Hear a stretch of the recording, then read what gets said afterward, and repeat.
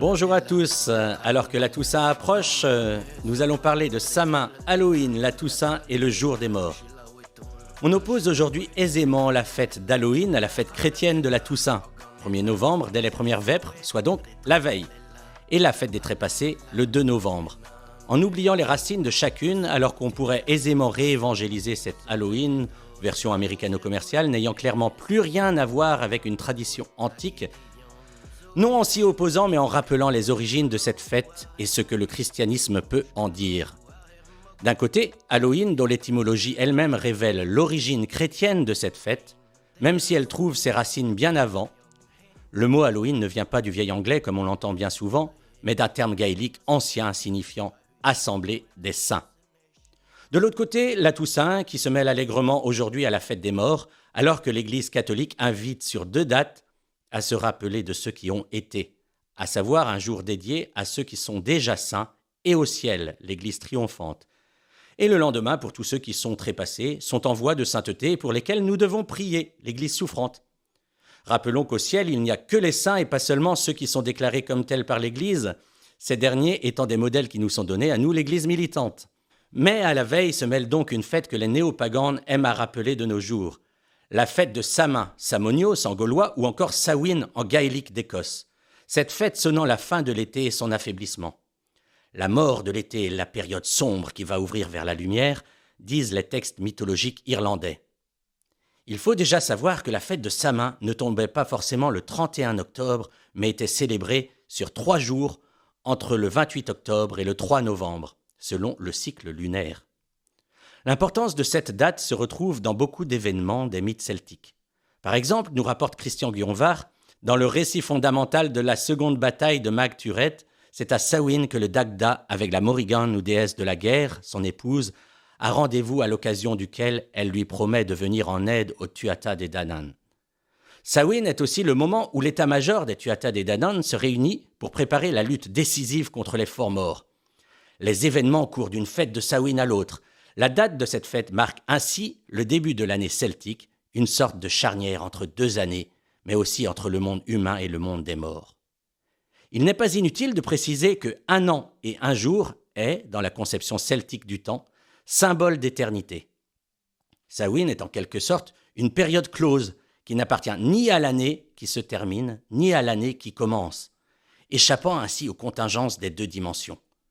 Pour les Celtes, il n'y a plus de frontières en la fête de Samhain, entre le monde des vivants et l'autre monde.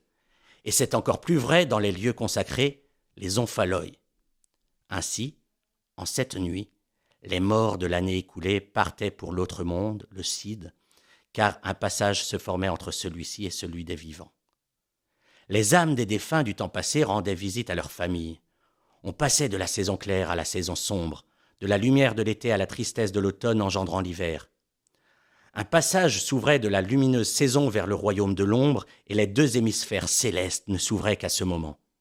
Les frontières du monde visible et du monde invisible tombaient. Le temps et l'espace n'existaient plus. Il devenait donc possible pour les humains de visiter le Cid et pour les habitants du Cid de s'introduire au royaume des vivants. L'arbre maître de cette époque est l'If, symbole d'éternité qui a ses racines dans le monde des morts et qui monte vers le monde spirituel. Symbole que l'on retrouve toujours dans nos cimetières. Alors quand les morts sont heureux et qu'on les respecte, ils trouvent repos éternel. Et on retrouve cette même espérance chez les Celtes comme chez les chrétiens de nos jours. C'est pourquoi les foyers en Bretagne, jusqu'il n'y a pas si longtemps, dans une survivance d'un rite ancestral enfoui dans les souvenirs, laissaient une bougie allumée sur le bord des fenêtres avec un bol de lait et une galette pour que ces esprits puissent se nourrir avant leur grand voyage. Les vivants prirent l'habitude de se costumer et de porter une lanterne, afin de faire peur aux mauvais et de ne pas se faire reconnaître des esprits sombres et autres créatures issues des mondes souterrains. Il ne s'agissait donc pas d'une exaltation du prince des ténèbres et de ses valets, mais d'une sorte d'exorcisme au sein d'un temps sacré. La fête d'Halloween arrivait avec le maintien de ces traditions. Rappelez-vous par exemple la légende de Jack O'Lanterne avec le navet creusé dans lequel on met une bougie, devenue depuis une citrouille éclairée. En Bretagne, donc, c'est calangouillant, les calendes d'hiver, c'est-à-dire le début du mois de novembre et des mois noirs.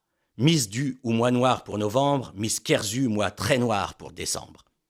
Tourne le temps, voguant au rythme des saisons et les mois noirs qui s'écoulent comme on passe de l'ombre à la lumière et de la mort à la vie. Au solstice d'hiver, sur lequel sera placée la fête de Noël, la lumière rejaillit et envoie le pouvoir. Pour les Celtes, la perception de la lumière ne peut se faire que parce que l'obscurité elle-même existe. Rappelons parallèlement que dans la Genèse, Dieu dit qu'il y ait des luminaires dans l'étendue du ciel pour séparer le jour d'avec la nuit, que ce soit des signes pour marquer les époques, les jours et les années. On ne peut donc prendre conscience de cette lumière qu'en prenant compte de l'obscurité qui la précède. Et c'est en soi cela que célébraient les Celtes, et non une exaltation de la mort. Dès le prologue de Saint Jean, nous savons que le Verbe, au commencement, était avec Dieu, et le monde a été fait par lui, et rien de ce qui a été fait n'a été fait sans lui. Comme le disait le père apostolique Saint Justin de Rome, il y a certainement de ces semences du Verbe, semences qui préexistaient en toutes choses dans les cultes antiques à la venue du Christ. Une vérité venant du plus profond des âges est révélée par l'incarnation et la rédemption du Christ Jésus. Dieu né de Dieu, lumière née de la lumière. Même des païens astrologues comme les rois mages ont reconnu, comme les premiers, cette lumière. Alors les Celtes ont célébré sa main tant qu'ils n'avaient pas eu la révélation et la cohorte des saints venus l'annoncer.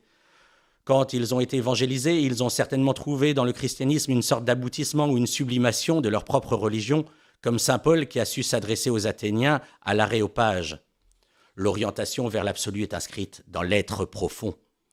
Et comme saint Paul, l'Église fait une lecture nouvelle et créatrice de la culture ancestrale de chacun des peuples où elle est envoyée, faisant tomber le voile en la purifiant. Et c'est bien parce que ces saints qui fondèrent la Bretagne ont si bien su s'inculturer et annoncer ce Dieu inconnu à des peuples extrêmement religieux que la Toussaint et la fête des morts se sont si bien implantées en Bretagne, en gardant certainement un héritage du passé, mais en rappelant tout autant les réalités de l'enfer, du paradis et du purgatoire.